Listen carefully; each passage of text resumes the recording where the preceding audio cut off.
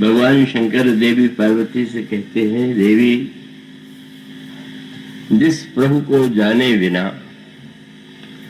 झूठ झूठ भी सत्य जैसा प्रतीत हो रहा है, और जिसको जान लेने के बाद संसार खो जाता है, जैसे किसी को रज्जु में रस्सी में सांप का भ्रम हुआ और प्रकाश के द्वारा जिस समय यह व्यक्ति जान लेता है कि यह तो रस्सी है, रस्सी के रूप में थी, क्यों ब्रह्म इसे हमने सत्य सर्प मान करके अपने को आतंकित कर लिया, जैसे वह भय मुक्त हो जाता है।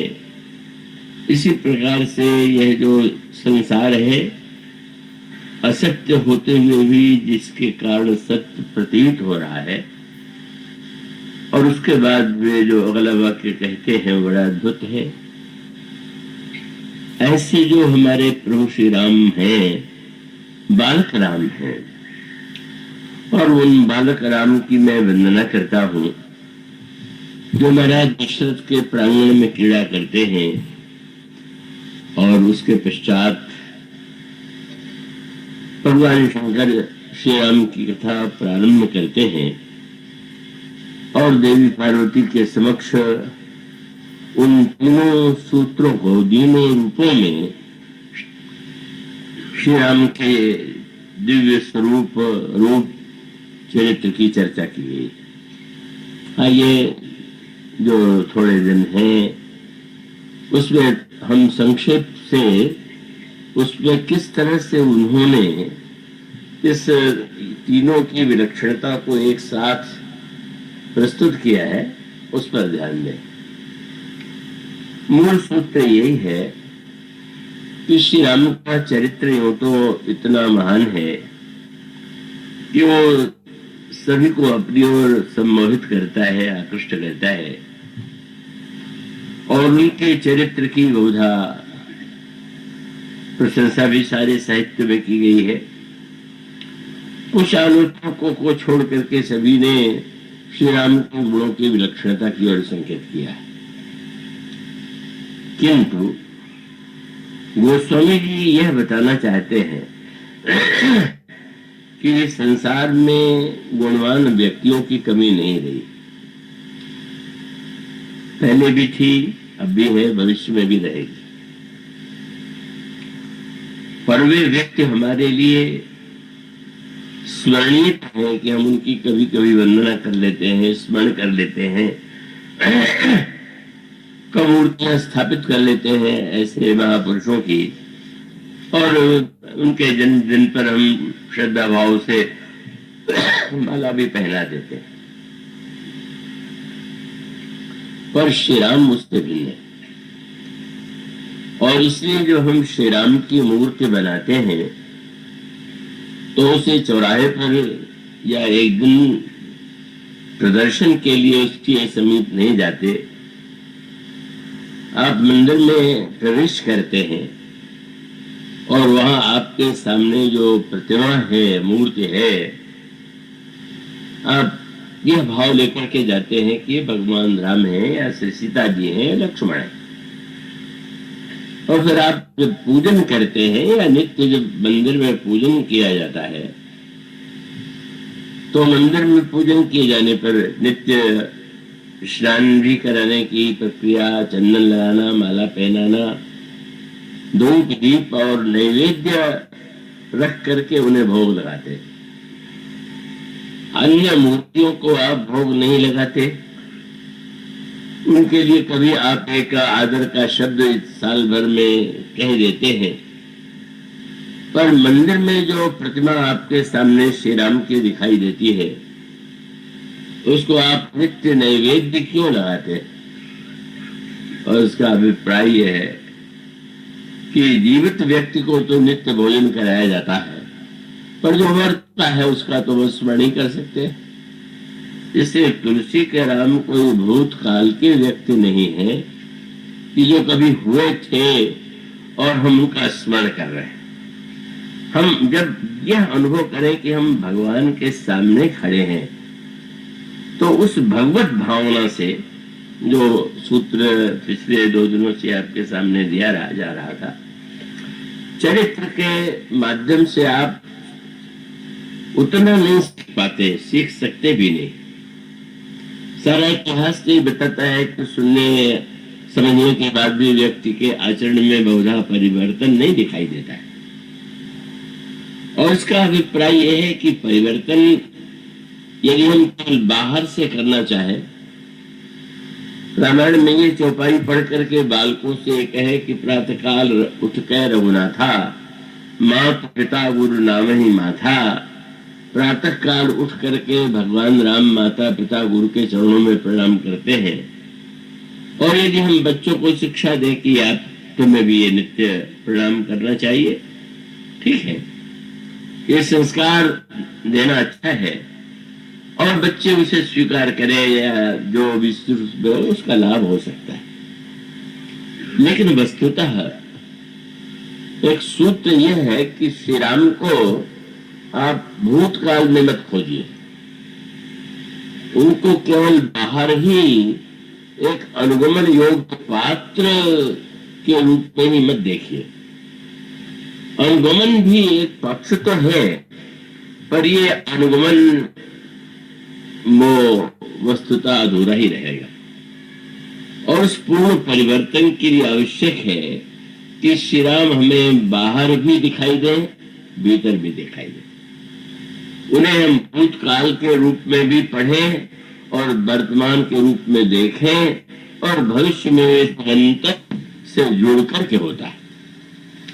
और इसलिए आवश्यक है कि इस सत्य को गोस्वामी जी इस बात पर बहुत बल देते हैं। अभी मेरी मंदाकिनी ने जो श्लोक पढ़ा उसमें देवर्षि नारद से महर्षि वाल्मीकि यह प्रश्न करते हैं कि संसार में सबसे अधिक गुणवान व्यक्ति कौन है। और जब उन्होंने भगवान श्री राम के गुणों की प्रशंसा किया तो महर्षि वाल्मीकि ने अपने महाकाव्य और ग्रंथ के नायक के रूप में श्री राम का वर्णन किया। लेकिन आप गोस्वामी जी जो बात कहते हैं जो इस चौपाइयों में है, शंकर जी कह सकते हैं मैं श्री राम की वंदना करता हूं, या उसको भी अगर वो कहना चाहते तो मैं बालक राम की वंदना करता हूं। आप जब वो पद सुनते हैं कितना आनंद आता है। ठुमक चलत रामचंद्र बाजत पैजनिया, व्यक्ति आनंदित होता है। चित्र में बालक राम का चित्र देख करके वो प्रसन्न होता है और बालक राम की लीलाओं को देख करके जैसे माताएं आह्लादित हुई थी, अयोध्यावासी प्रसन्न हुए थे। ये विधि प्रभु शिशु विनोद प्रभु कीन्हा, सकल नगर वासिन सुख दीना। लेकिन रामचरितमानस का जो दर्शन है थोड़ा गंभीर होते हुए भी हम और आप बहुत मिलते रहते हैं, और वो पुत्र विरह समझे वो आनंद हमारा अधूरा होगा। बालक राम की लीला को पढ़ करके किसे आनंद नहीं आता, बाल लीला को सुन करके किसको अच्छा नहीं लगता। पर भगवान शंकर की दृष्टि तो देखिए, ये वंदना तो बालक राम की करते हुए दिखाई दे रहे, पर उसके पहले जो चौपाइयां हैं वो तो शुद्ध पूरा वेदांत है, पूरा तत्व ज्ञान है। तो बड़ी विचित्र बात है, एक और तो इतनी मधुर भावना कि श्री राम बालक है, हम उन्हें कौशल्या जी की गोद में देखे, माताओं की गोद में देखे, और दूसरी ओर शंकर जी उन्हीं श्री राम की कथा सुनाते हुए जब पहले वो चौपाइयां जो आज आपके सामने नेत्र पढ़ी जाती थी और जिनकी व्याख्या प्रारंभ नहीं की थी, उसमें सूत्र यह है कि उन्होंने सत्य और झूठ क्या है, यह संसार सत्य कैसे प्रतीत हो रहा है, और जिसे जान लेने के बाद यह संसार, उस सत्य को जान लेने के बाद यह संसार मिथ्या प्रतीत होता है, ऐसे जो राम है। तो दोनों को ऐसा लगता है कि इतना, एक तो बालक रूप की मधुरता और दूसरा ये वेदांत का तत्व ज्ञान। और एक सूत्र कह करके उसको मैं थोड़ा और स्पष्ट करना चाहूंगा कि वस्तुतः वो मूल प्रश्न वही है कि ईश्वर के विषय में वह निर्गुण है कि सगुण है। तो अनेक जो चिंतक हैं, विचारक हैं, भक्त हैं, उन्होंने कहा कि वो राम तो निर्गुण है और निराकार है, और भी सूक्ष्मता उसमें है, पर वो कई लोग मानते हैं निराकार है, पर वो निर्गुण नहीं है। कोई कहता है निर्गुण और निराकार है। गोस्वामी जी एक बात कहते हैं कि वे कहते हैं कि ईश्वर दिखाई तो सगुण दे, क्योंकि बिना सगुण दिखाई जब भी कोई भगवान कोई कार्य करेंगे तो कोई न कोई गुण तो आपको उसमें दिखाई देगा। भगवान राम के चरित्र की मधुरता, उनके चरित्र में उज्ज्वलता, उनका शील सब तो आपके सामने आवेगा। पर वे कहते हैं कि ये मत भूलिए कि इस जो दिखाई दे रहा है सगुण, वो आपको तो दिखाई दे, और स्वयं जिसमें हम वो गुण कहते हैं उसको अपने में न दिखाई दे। उसका अर्थ क्या? भगवान से प्रश्न किया गया कि प्रभु, एक और कहा जाता है कि आप निर्गुण हैं, ब्रह्म निर्गुण है, और दूसरे ओर कहा जाता है कि आप सगुण हैं, दोनों में सही क्या? तो भगवान ने कहा मैं तो निर्गुण हूं। तो महाराज इतने सारे भक्त जो है वो तो आपको सगुण कह करके, आपकी भक्ति भावना से भर करके, प्रेम में ओतप्रोत होकर के आपके गुण का गायन करते हैं। तो भगवान ने कहा मैं तो निर्गुण हूं, लेकिन ये सारे गुण है ये वस्तुतः भक्तों के हैं। बहुत सावधानी से आप सुन जाएंगे। और भक्तों ने अपने उन गुणों को मेरी सेवा में भेज दिया, इसलिए वस्तुतः तो भक्त ये गुण मेरा भजन करते हैं। मुझे गुण की अपेक्षा नहीं है, मैं तो निर्गुण हूं। पर वो ऐसे विचार करके देखे तो वस्तुतः निर्गुणम माम गुणा सर्वे भजन्ति निरपेक्षकम। आप जो दो अवतार हैं, परशुराम जी और भगवान श्री राम के रूप में अवतार हैं, दोनों में ही राम का नाम सम्मिलित है। और वो राम एक तो सारे विश्व में वंदित है ही है, पर आजकल कुछ विचित्र सी भावनाएं समाज में फैल गई हैं कि ब्राह्मण ये समझते हैं कि हमें भगवान परशुराम की ही पूजा करनी चाहिए या भगवान राम की महिमा का गायन करना चाहिए। तो परशुराम जी का चरित्र महान है, त्याग है, वैराग्य है, और अन्याय के विरुद्ध उन्होंने संघर्ष किया, युद्ध किया, उन्होंने अपराधियों को दंड दिया। यह होते हुए भी वस्तुतः यह एक आज जो जातीय भावना इतनी भयानक रूप में समाज में व्याप्त है कि वहां पर भगवान भी जातियों में बट गए। परशुराम और राम में बड़े कौन? क्षत्रिय राम तो राम है और हमारे परशुराम तो ब्राह्मण राम है। तो ब्राह्मणों को तो राम की पूजा करनी चाहिए, इससे बढ़कर के दुर्भाग्यपूर्ण कोई चिंतन नहीं हो सकता। अभी मैं गया हुआ था, अभी जो नया प्रदेश बना है, पहले मध्य प्रदेश का एक भाग था छत्तीसगढ़, तो वहां के जो विधानसभा अध्यक्ष थे वो वहां पर भी वो अध्यक्ष ही है, मुझसे स्नेह करते हैं, रामकथा से प्रेम है। तो वो उन्होंने मुझे आमंत्रित किया था और उसी समय उनके उस पूरे जो प्रांगण था उसमें सभा हो रही थी। मैंने पूछा तो उन्होंने कहा कि ब्राह्मण समाज यहाँ एकत्र हुआ है। मैंने कहा ठीक। तो उन्होंने कहा कि लोग ये चाहते हैं कि आप वहां पर अवश्य आवें। और मैं संकोच में पड़ा, पर आग्रह था और सब लोग चाहते थे तो मैं गया।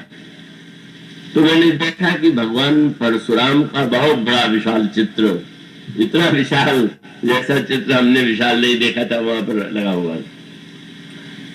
मैंने जो बातें कही, कृपा करके आप लोग बुरा मत मान जाइएगा, मैं कोई आपका खंडन करने के लिए नहीं उतरा हुआ हूं, पर कृपा करके ध्यान रखिए कि राम को राम का प्रतिद्वंदी मत बनाइए। राम को रावण का प्रतिद्वंदी भले ही बना ले, लेकिन राम और परशुराम आमने सामने मत खड़े कर दीजिए। इससे बड़े करके दुर्भाग्य क्या होगा। आप जाति के आधार पर भगवान को अगर स्वीकार अस्वीकार करने लगेंगे तो आप कहां तक पहुंच जाएंगे, क्या स्थिति होगी। वस्तुतः वो प्रसंग इसकी व्याख्या है।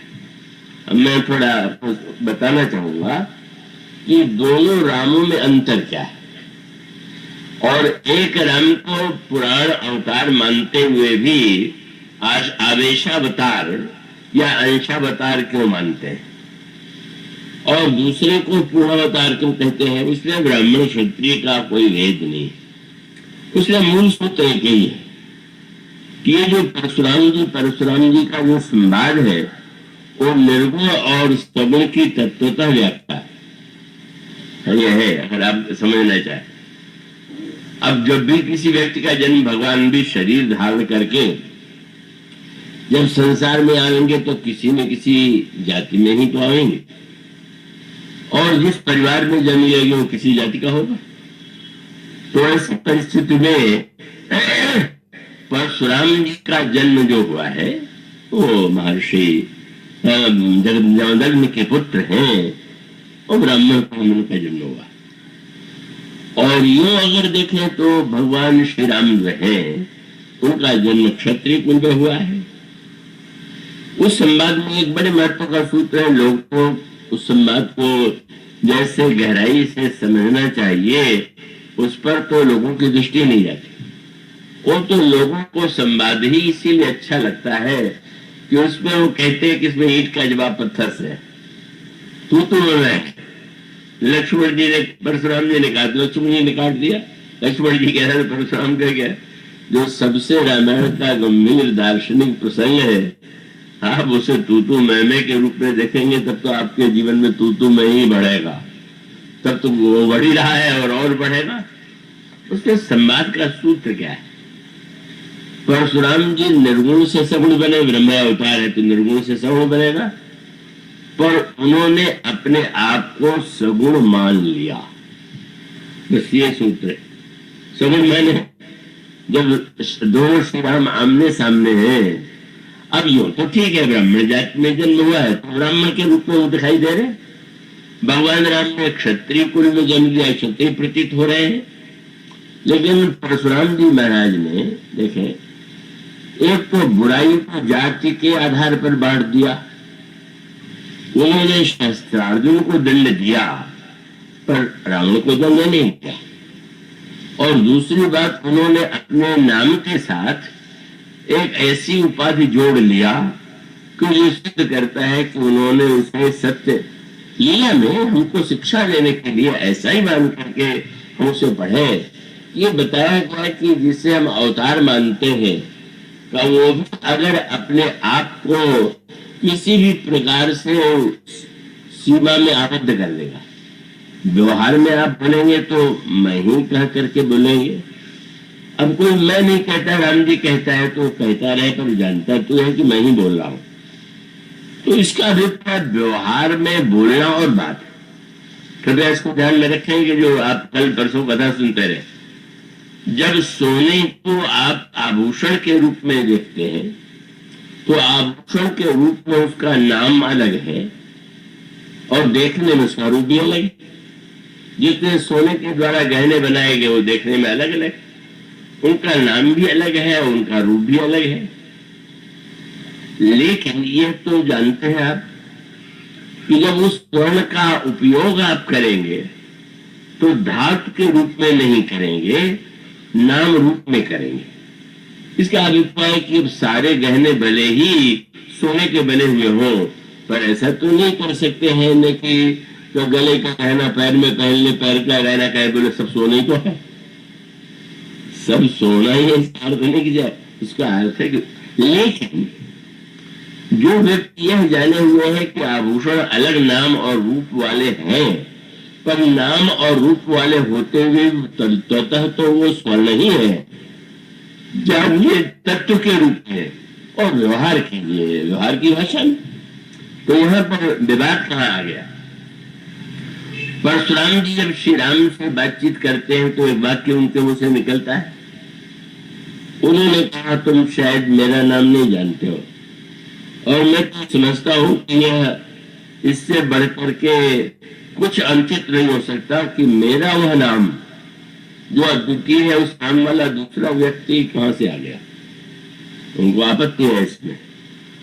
और उन्होंने अपना परिचय देते हुए जो शब्द कहे, वो शब्द क्या था? बाल ब्रह्मचारी। मैं बाल ब्रह्मचारी हूं। ये कहने की क्या आवश्यकता है? सब लोग जानते हैं कि वो बाल ब्रह्मचारी हैं, पर ये मानो श्री राम पर व्यंग करने के लिए तुम भला राम कैसे हो सकते हो? विवाह करने आए हुए हो, नाम ले लिया राम। अरे राम नाम तो है जो जिसने जीवन में कभी सौंदर्य की ओर देखा ही नहीं, जो बाल ब्रह्मचारी। और उसके साथ साथ श्री राम जब बोलते हैं तो बहुत विनम्रता से बोलते हैं। तो विनम्रता को अब पहले तो गुण के रूप में देखा, अब अवगुण के रूप में दिखाई देने लगा। अवगुण के रूप में मैंने जो बात पहले गुण प्रतीत हो रहा था वही अवगुण। वो गंग में वह दृष्टांत की एक पंडित थे, उनमें एक इस कला थी कि दोष अवश्य निकाल देते, कमी बिना निकाले। बस कोई वस्तु हो, कोई व्यक्ति हो तो कमी निकाल देंगे।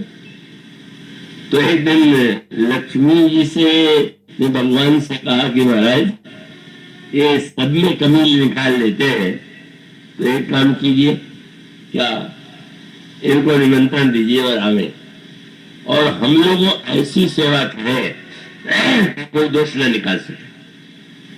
कहते हैं भगवान ने आमंत्रित कर दिया।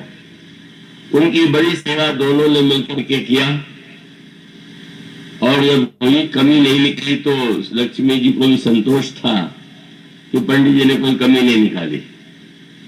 पर जब विदा होने लगे तो लक्ष्मी जी ने पूछा, महाराज कोई दोष तो नहीं रह गया? बोले, इतना अच्छा होना भी तो अच्छा नहीं।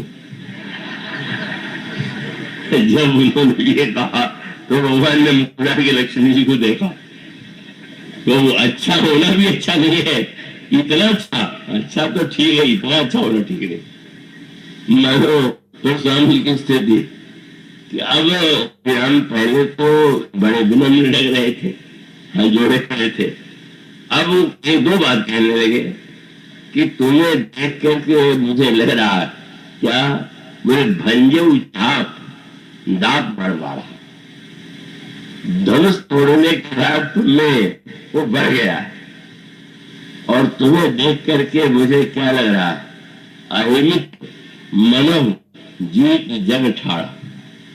तुम्हें देख करके लग रहा है कि अभिमान ही जो है हमारे सामने खड़ा है। श्री राम को मूर्तिमान अभिमान दिखाई, इसका दोष किसका है? आंख का है। पहले तो बड़े अच्छे लगे थे, जब विश्वामित्र जी के साथ आकर के परशुराम जी के चरणों में प्रणाम किया तो लगा था कि ये तो बड़े विनम्र हैं। तो स्वामी जी ने कहा कि राम लखन दशरथ के ढोटा, दीन अतीस देखी भल झूठा। अब अहंकार क्यों कह रहे हैं? ऐसे कोई पूछते कि किस लक्षण से आपको अहंकार लग रहा है? बोले, अहंकार को छिपाने की कला में जो इतने निपुण है कि अपने निरहंकारी दिखला रहे। अब इसका क्या उत्तर है?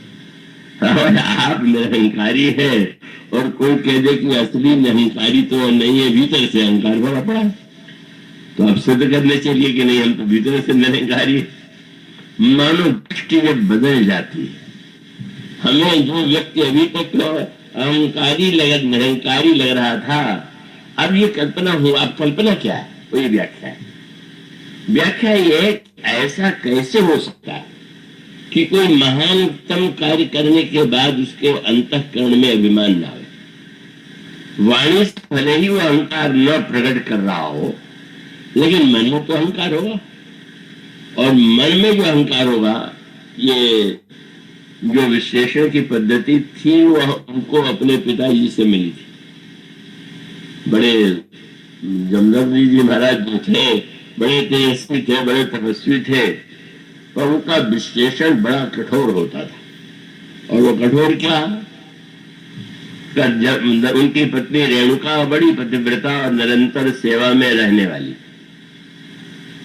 एक दिन पूजन के लिए जल लेने के लिए गई और वहां पर गंधर्व पत्नियों के साथ क्रीड़ा कर रहे थे। कृपया जागते रहिएगा, अभी निर्गुण में प्रवेश नहीं हुआ है, अभी सगुण की चर्चा चल रही है। तो वो दृश्य अच्छा लगा, नया सा था, देखती रह गई और देर हो गई। फिर ध्यान आया कि मैंने पूजा का समय हो गया, तो आप जल लेकर के आई। तो जमदग्नि जी ने पूछा देर क्यों किया? चाहती तो छिपा लेती कि विलम्ब हो गया या स्नान में विलम्ब हो, कोई वो बहाना कर सकती थी। और उनकी सरलता ये थी कि उन्होंने बता दिया, महाराज वो दृश्य देख करके मेरे मन में आकर्षण हुआ देखने का, इसलिए विलम्ब हो गया। भगवान राम ने सीता जी को जब देखा जाए तपस वाटिका में, तो गुरु जी ने पूछा नहीं कि विलम्ब से क्यों आए, बहुत देर हो गई थी। पर भगवान श्री राम ने बिना पूछे राम कहा सब कौशिक पाई, विश्वामित्र से सब बता दिया। किसी ने कहा अरे छिपा नहीं रहे, बात श्रृंगार की, बोले सरल स्वभाव छुआ छल रहा है। तो अब अगर रेणुका ने बता दिया तो बता देने के बाद उनकी सरलता थी, लेकिन उनका विश्लेषण बड़ा कठोर होता था। और ये विश्लेषण जिसको आ जाता है वो तो किसी को अच्छे से धोने नहीं देगा। उन्होंने कहा कि तुम देखने लगी तो भले ही सम्मिलित नहीं हुई, पर मन में तो कहीं ना कहीं वासना रही होगी, तभी देखने लगे। इतने वर्ष तक जिसने मन वचन कर्म से सेवा किया, आज लगने लगा कि वो तो भीतर अगर मन में वासना न हो तो ऐसा क्यों होगा। और इस विश्लेषण का परिणाम क्या हुआ? परिणाम ये हुआ कि उन्होंने अपने 4 पुत्र थे, बड़े पुत्र को आज्ञा दिया कि प्रत्यक्ष रूप से इतने दिन तक प्राकृतिक धर्म का आचरण करती रही, पर इसके अंतर मन में का वासना है, इसलिए इसका सिर काट लो। बड़े पुत्र बेचारे इतने विश्लेषण को मानने वाले नहीं थे, उनका पिताजी ये तो संभव नहीं है कि हम माता जी का सिर काट लें। तो दूसरे पुत्र से कहा, उसने भी कह दिया कि ना मैं नहीं कर सकता। तीसरे पुत्र ने कहा, दो मेरे बड़े भाई जिसे अंचित मानते हैं मैं तो नहीं करूंगा। और तब जमदग्नि महाराज का क्रोध कितना बढ़ गया कि उन्होंने राम जी की महाराज को देखा, उनको अपने छोटे पुत्र से बड़ा प्रेम था। तो जब 3 ने तो नहीं किया, चौथे को देख ले। तो उन्होंने परशुराम जी को आज्ञा दिया कि रेणुका का सिर तो काटो ही, अपने इन 3 भाइयों का भी सिर काटो। बड़े कठोर न्यायाधीश थे, उनका न्याय इतना कठोर होता था।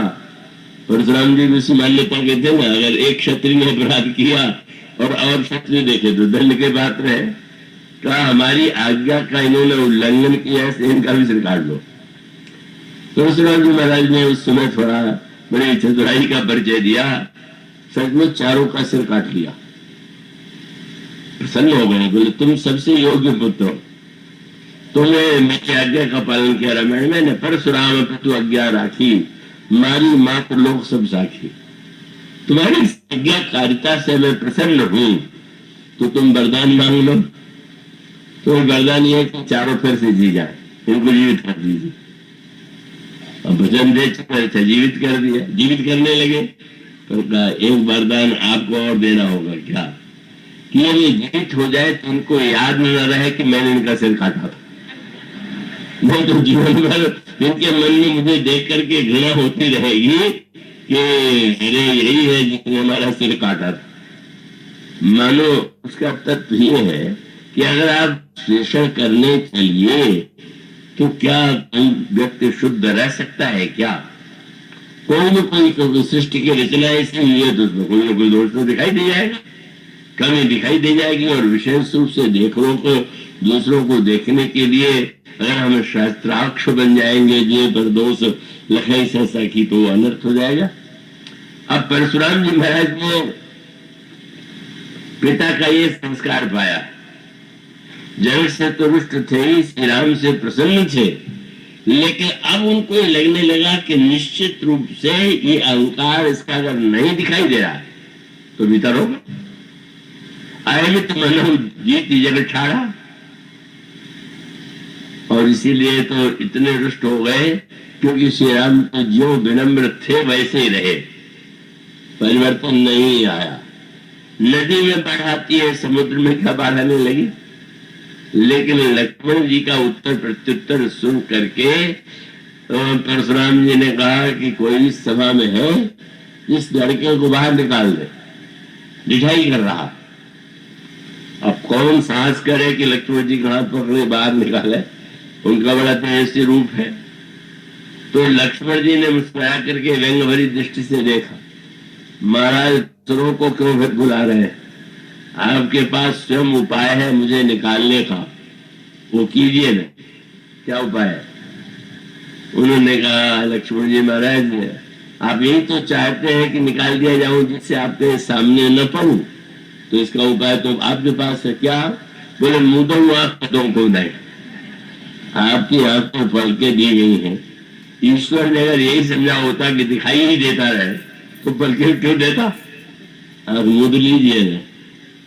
उस समय उनको बातें बड़ी अटपटी लगी थी, पर बाद में लगने लगा कि नहीं, हम समझने में ही भूल हुई थी। उसमें मूल सूत्र इतना है कि जब वे कहते हैं मैं बाल ब्रह्मचारी हूं तो राम पर व्यंग है, और जब अत्यंत क्रोधी है तो राम के शील की आक्षेप करते, तुम बनावट दिखाई देते हो, देख करके लगता है कि तुम्हें क्रोध नहीं, तुम्हें निश्चित रूप से मैं क्रोध तो प्रकट कर देता हूं, क्रोध करने की आवश्यकता है, बुराई पर क्रोध नहीं करें कैसे चलेगा। तो बाल ब्रह्मचारी अति कोही अत्यंत क्रोधी हूं, और यहाँ पर वो जाति को सत्य मान लिया। सत्य माने क्षत्रिय जाति में ब्राह्मण जाति में हुआ, तो मैं छिपाना नहीं चाहता तुमसे। क्या? सारा संसार जानता है कि क्षत्रिय कुल द्रोही, मैं क्षत्रिय कुल का द्रोही हूं। अब रामायण का दर्शन क्या है कि क्या दो व्यक्ति भगवान के उस पृथ्वी का भार क्या है, पृथ्वी कहती है कि जो व्यक्ति दूसरे से द्रोह करे मुझे भार लगता है।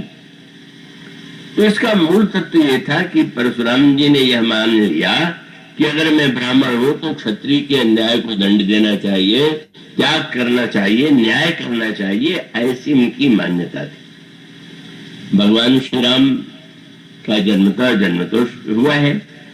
उस संवाद का मूल रहस्य है कि परशुराम जी की समस्या यह है कि वे अपने आप को मान बैठे मैं इस जाति का हूं, मैं ब्राह्मण हूं, क्षत्रियों का विरोधी हूं।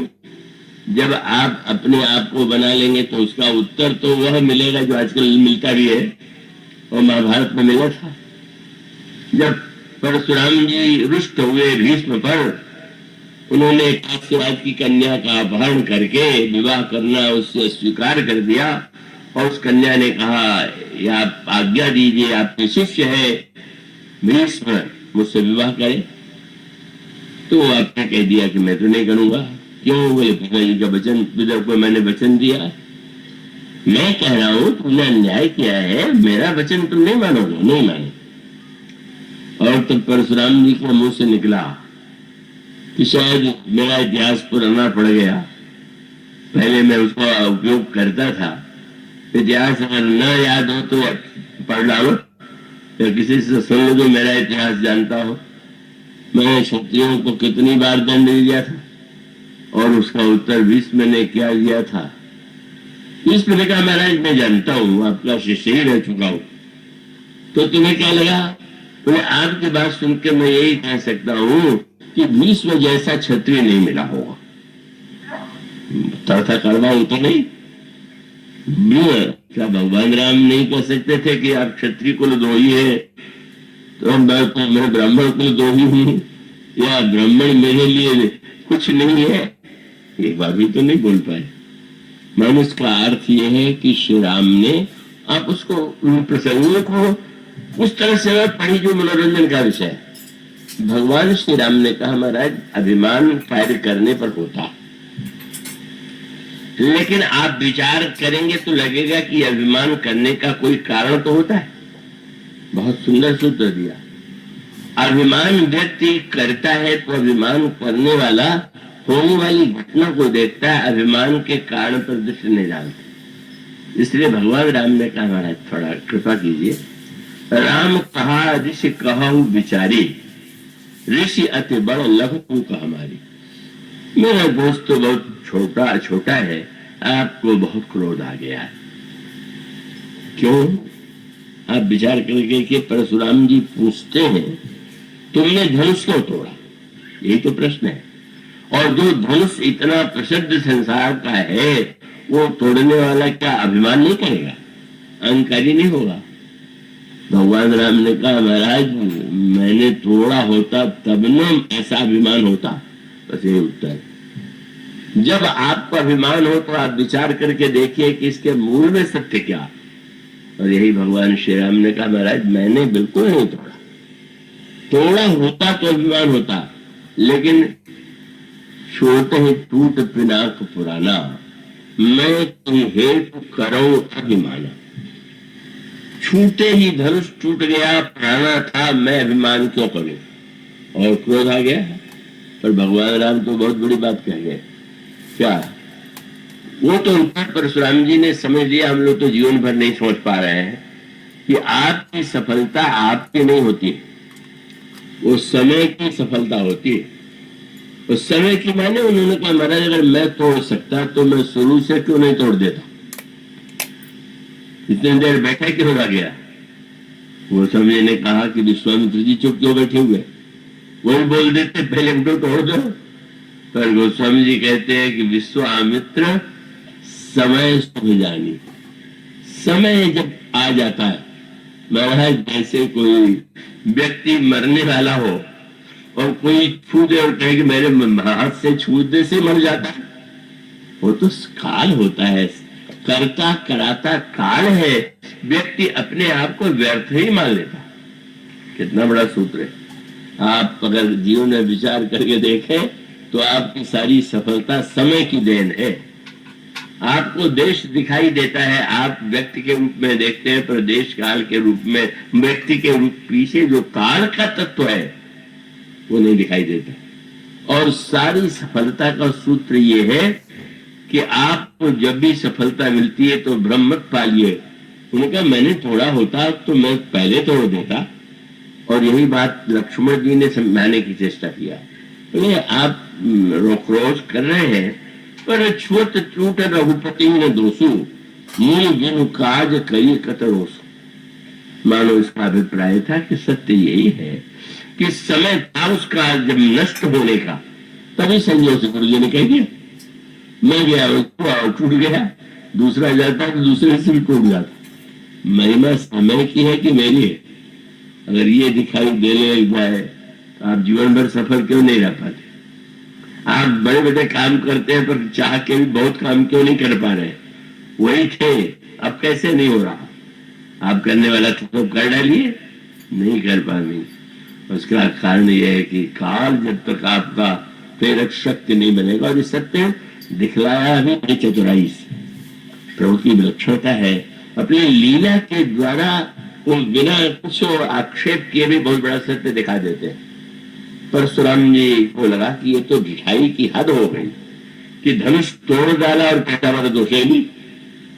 ये कैसा लड़का लगा, ये जो लड़का जो ठीक है तो कहते हुए किसमें क्या दोष है? इतना बड़ा दोष करने के बाद कह रहा है मेरा कोई दोष नहीं। तो उन्होंने फरसा उठा लिया, और जब फरसा उठाया तो वो फरसा हाथ सहित रुक गया। परशुराम जी को लगा कि आज क्या हो गया, मैंने जीवन में न्याय करना सीखा है कृपा नहीं, मेरे हृदय कृपा को चाहूं, आज मेरा हाथ चल क्यों नहीं रहा? भगवान राम का संकेत था कि आपने यही कहा ना कि आपने सारे क्षत्रिय जाति को 21 बार मिटा दिया। देखिए ना, आप फरसे को चला रहे थे कि फरसा आपको चला रहा था? चलाइए था, क्यों नहीं चला पा रहे हैं? एक क्षत्रिय बालक के रूप में जो दिखाई दे रहा उसका भी सब नहीं कर रहा। काटने का भ्रम पालना ही सबसे बड़ी भूल है। मैंने एक, और इसीलिए गोस्वामी ने लिखा बाहर, और उनको श्री राम की परीक्षा लेने लगे तो कहा धनुष पकड़े हुए थे, तुम पकड़ करके इसको चढ़ा करके तो दिखाओ। भगवान राम ने हाथ नहीं बढ़ाया। क्यों? बोले देख चाप आप ही चल गए हो, धनुष चला गया। महाराज न फरसा आप चला सकते हैं, आप फरसा को चलाना चाहते थे चला नहीं पाए, धनुष को रोकना चाहते तो रोक नहीं पाए। सब कुछ समय का सत्य है। उसको छोड़ करके व्यक्ति जब अभिमान करेगा तो उसके जीवन में कितना भी बड़ा व्यक्ति क्यों न हो, बहुत बड़ा कष्ट आ जाएगा। पर भगवान राम की वाणी इतनी रहस्यमय होती है जिसकी व्याख्या परशुराम जी को शुरू में नहीं की। सुनने में अत्यंत कोमल पर अत्यंत रहस्यमय, और अत्यंत रहस्यमय का अभिप्राय कि ये मान लेना मैंने ये किया, मैंने ये किया। भक्तों ने बार बार यही कहा, रे भाई क्या किया? आप लोगों कविता से बहुत सुनी होगी जिसमें इतिहास को याद करते हुए कहा भगवान कृष्ण ने जन्म लेते क्या कंस को नहीं मार सकते? उसी समय क्यों नहीं मार दिया? बोले समय का सत्य वो दिखाना चाहते थे। वो तो सर्वशक्तिमान है, वो वहां अवतार क्यों लेते? वो तो वहीं से संकल्प कर देते कंस मर जाता। पर जन्म लेते समय जब आप जन्म लेकर के पहला काम ये कहते हैं कि ले चलो यहां से मुझे, तो कवि ने व्यंग करते हुए कहा, रे भाई कैसी विचित्र समय की लीला है कि एक समय कृष्णचंद्र भागी गए आधी रात, और वही कृष्ण बोले एक समय कंस को पछाड़ो एक क्षण में, और एक समय रावण ने 10 दिशा जीत गई, और एक समय 10 शीश काटे गए रण में, और एक समय भारत में विजय गई पाई, और एक दिवस भिल्लन ने लूट लिया वन में। अरे मानुष बेचारे को कौन कहे दीनानाथ, दिनकर की 3 दशा हो तो एक दिन में। सूर्य का भी एक ऐसा समय नहीं रहता, सवेरे को दोपहर को समय के जो बस। इसका अभिप्राय कि अभिमान मिटाने के लिए सर्वश्रेष्ठ सत्य जो है, आप जो कुछ करते हैं आपकी सफलता दिखाई आपकी देती है, पर वो आपकी नहीं होती, केवल समय की होती है। यही सूत्र बार बार दिखाया गया। जब उन्होंने कहा कि तुम युद्ध करो, बस अंतर यही था। इसमें तो लड़ने को तैयार हो गए, तैयार नहीं हुए, लड़े और बहुत गुरु चेले का शिष्य थे। पर जब श्री राम से परशुराम जी ने कहा मैं क्षत्रिय कुलद्रोही हूं, तुम क्षत्रिय हो, तुम युद्ध करो, और क्षत्रिय का धर्म तो है कि अगर उसको युद्ध के लिए कहा जाए तो नहीं न करे। ये द्वापर युग के धर्मात्माओं की व्याख्या में और भगवान राम की व्याख्या में बहुत बड़ा अंतर है। जो युधिष्ठिर से पूछा गया आपने जुआ क्यों खेला, तो उस समय के धर्मराज का धर्म जो था क्या था? उनका क्षत्रिय का धर्म है कि अगर कोई निमंत्रण दे तो उस निमंत्रण को नहीं करना चाहिए, चाहे लड़ने का दे चाहे जुआ खेलने का दे। बड़ा विलक्षण धानी की बड़ी विलक्षण व्याख्या थी। भगवान राम को निमंत्रण दिया तुम क्षत्रिय हो, क्षत्रिय का धर्म है युद्ध करना, मैं चुनौती देता हूं। भगवान श्री राम अगर अपने को क्षत्रियत्व का अभिमान पाल ले तो भगवान श्री राम के चरित्र का मूल तत्व ये है कि दिखाई देते हैं क्षत्रिय क्षत्रिय के रूप में, धनुष दिखाई देता है कि उनके चरित्र में। लेकिन जब अगर गहराई से विचार करके देखा तो भीष्म का उत्तर भगवान राम का उत्तर नहीं था। भगवान राम ने कहा है लड़ाई तो लड़े हैं आप कह रहे हैं, पर इसका परिणाम क्या होगा? बड़ा बड़ी सूत्र है। आप जो कुछ करें उसके परिणाम पर तो सोच लिया करिए। ऐसा कर देने पर आवेश में आप कह रहे हैं, पर होगा क्या? परशुराम जी ने कहा सिद्ध हो जाएगा कि असली राम कौन और नकली राम कौन, और तुमको अपना ये नाम बदलना होगा। राम शब्द तुम बदल करके अब तुम्हारे गुरु जी से को और कोई नाम रख ले, क्योंकि उन्होंने कह दिया कि बस या तो नाव ना छाऊ कहा रामा। और भगवान श्री राम ने कहा महाराज लड़ना धर्म है का अर्थ क्या हुआ? कितना धर्म का विशेषण महाभारत काल में और रामायण काल में कितना अंतर। उन्होंने माना युधिष्ठिर ने कि कोई चुनौती दे तो चाहे युद्ध की दे चाहे जुए की दो।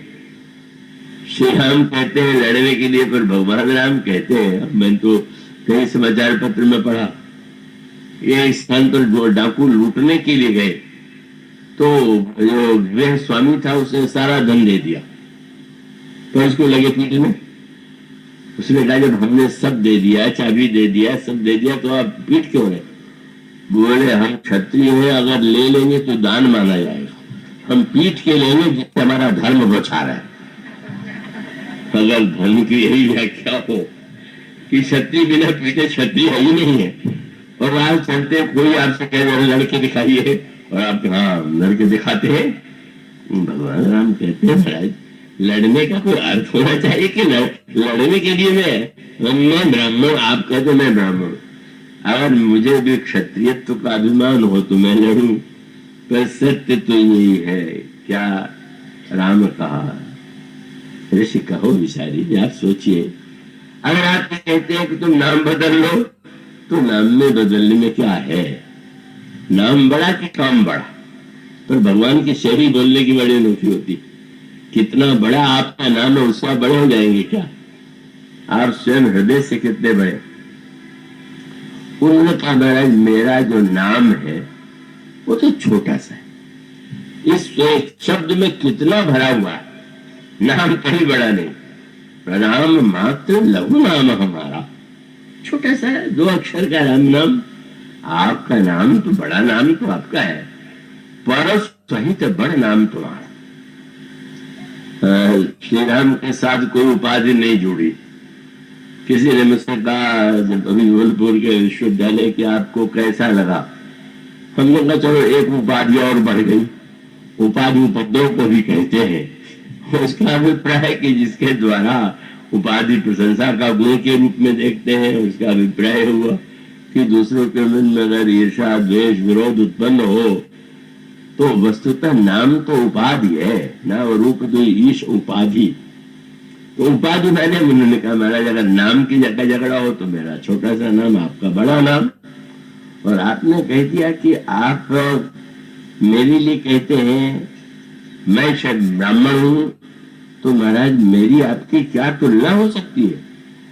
मुझमें तो कोई गुण ही नहीं, बस यही सूत्र था। निर्गुण भगवान राम कहते हैं मुझमें कोई गुण नहीं। परशुराम जी कहते हैं ब्राह्मण है, ब्राह्मण हूं, तो ब्राह्मण के शास्त्रों में बताया गया 9 गुण होने चाहिए। तो भगवान राम ने कहा महाराज मुझमें तो कोई गुण है नहीं, कोई मूल सूत्र। ईश्वर स्वतः अपने को सगुण न मान करके निर्गुण ही मानता है। वो नहीं मानता कि वो सगुण है, पर सामने प्रश्न ये था कि बिना सगुण हुए व्यवहार चलेगा क्या? और वही बात जो भी मैंने आपसे कहा कि व्यवहार जो चलेगा वो तत्व से नहीं चलेगा, वो तो नाम और रूप से चलेगा। आभूषण का जो उपयोग करते हैं वो आप उसका तात्विक स्वर्ण रूप है ऐसा मान के नहीं कर सकते। इसका अभिप्राय यह है कि जब नाम के द्वारा आप कोई कार्य करेंगे तो वो कार्य आपका उसके व्यवहार में सगुण हुए बिना कोई भी कार्य होगा न कोई गुण तो होगा। और कोई बोलेगा तो वक्ता का गुण होगा, श्रोता होगा तो श्रोता का गुण होगा, और आप कोई पदाधिकारी है तो पदाधिकारी का गुण होगा। तो गुण बिना तो काम चलता ही नहीं। सगुण के व्यवहार तो बिना सगुण के नहीं चलेगा। लेकिन भगवान राम ने कहा मुझ में कोई गुण नहीं। परशुराम जी ने कहा तो ये सारे काम जो तुमसे होते हैं वो कुछ हुए बिना होते हैं क्या? महाराज मुझ में तो नहीं है। ये रामायण की भाषा बड़ी गहरी है। भगवान राम ने अपने धनुष की ओर संकेत किया कि आप अगर ये मानते हो कि बिना गुण के काम नहीं चलेगा तो नाक एक गुण धनुष हमारे। अब यहाँ पर शब्द में जो बात कही गई, गुण संस्कृत में रस्सी को कहते हैं और गुण किसी के सद्गुण को भी कहते हैं। बोले प्रभु मुझ में कोई गुण तो है ही नहीं। ब्रह्म तो निर्गुण है, पर बिना सगुण हुए कोई क्यों व्यवहार हो ही नहीं सकता। तो भगवान ने धनुष के डोरी की ओर, उसको भी संस्कृत में गुण कहते हैं। तो अगर महाराज बिना गुण के काम नहीं चलता, तो ये गुण तो मुझ में नहीं है, इस धनुष में। ये बहुत गंभीर सूत्र है। ये धनुष कौन है? लव निमेश परमाणु जो बरस कलप सरचंड भजस न मन ते राम कह काल घास को दंड। काल के कोदंड पर यह जो प्रत्यंचा है, भगवान ने कहा गुण तो केवल इसी में है। कितनी बड़ी बात कह गए, मुझ में नहीं है। पर अगर गुण है भी तो धनुष पर। मानो एक संकेत, धनुष में गुण है और फरसे में भी। पर आपने यह तो पाया कि उनका नाम परशुराम हुआ, ये भी तो धनुष धारण करते हैं, तो इनका नाम धनुषराम होना चाहिए। वो परशुराम है धनुषराम, धनुषराम किसी ने नहीं कहा। क्यों? बहुत बड़ा संकेत। ये सर्वत्र रामायण लिखा, जब प्रभु युद्ध करते हुए दिखाई देते हैं तो धनुष को झुका करके उस गुण रूप प्रत्यंचा को ऊपर चढ़ा देते हैं और युद्ध समाप्त होते उस प्रत्यंचा को उतार देते।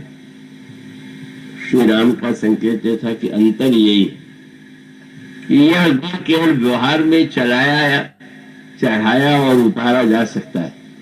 फरसे के समान अगर उतर ही न सके तब तो बड़ा संकट बनेगा।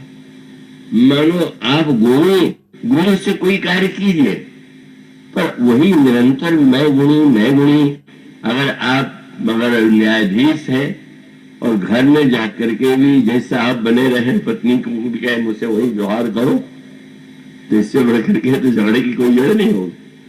गुण को उतारना चाहिए, गुण व्यवहार केवल है और उस व्यवहार के लिए कोई आवश्यकता है, उसके लिए एक गुण स्वीकार कर लिया। इसलिए अंत में संकेत ये 3 बातें।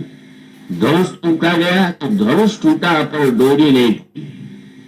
और श्री राम ने जब धनुष का दिखा कि प्रभु के हाथ में चला गया तो प्रभु ने हाथ नहीं बढ़ाया। गुण जो का त्यों, लेकिन गुण होना और बात है, गुणी होना और बात है। गुण रहे और गुणी न बन जाए, और गुणी कम हो और गुण कम हो और गुणी लाते रहे, ये अभिमान की जड़ है। और इसका अभिप्राय ये है कि वस्तुतः ब्रह्म स्वयं सगुण रूप में समस्त व्यवहार करता हुआ भी तत्वतः अपने आप में निर्गुण स्वरूप में स्थित रहता है। इसको और दृष्टांत देकर के समझ दिया, ऐसा समझाया गया। यथा अनेकन देश धरि नृत्य करे नटको। कोई अभिनेता जब कुशलता पूर्वक नाटक में कोई अभिनय करता है, आप कितने गदगद हो जाते हैं, रोते हैं, हंसते हैं, कितना सफल अभिनेता है। लेकिन उसकी विशेषता क्या होनी चाहिए? आपको दिखलाई दे कि फलाने अर्जुन है, अर्जुन के समय पर ये दिखाई देना ठीक है, वो आपको नाटक में लगे, उसमें सत्य लगे, ये ठीक है। लेकिन ठीक लगने पर ये देखने वालों को लगे, स्वयं उसको लगने लगे तो अनर्थ ही हो जाएगा।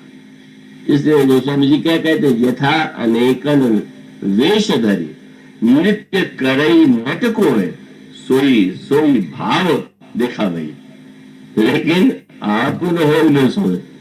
उससे अकेले में कोई पूछे कि आप बहुत सुंदर अर्जुन है, तो अर्जुन तो रातों रात को चला वाला गया, मैं काहे का अर्जुन हूँ, मैं तो नाटक का एक अभिनेता हूँ। मानो यह तत्वतः इसको रामायण में बने एक रूप में समझाया गया।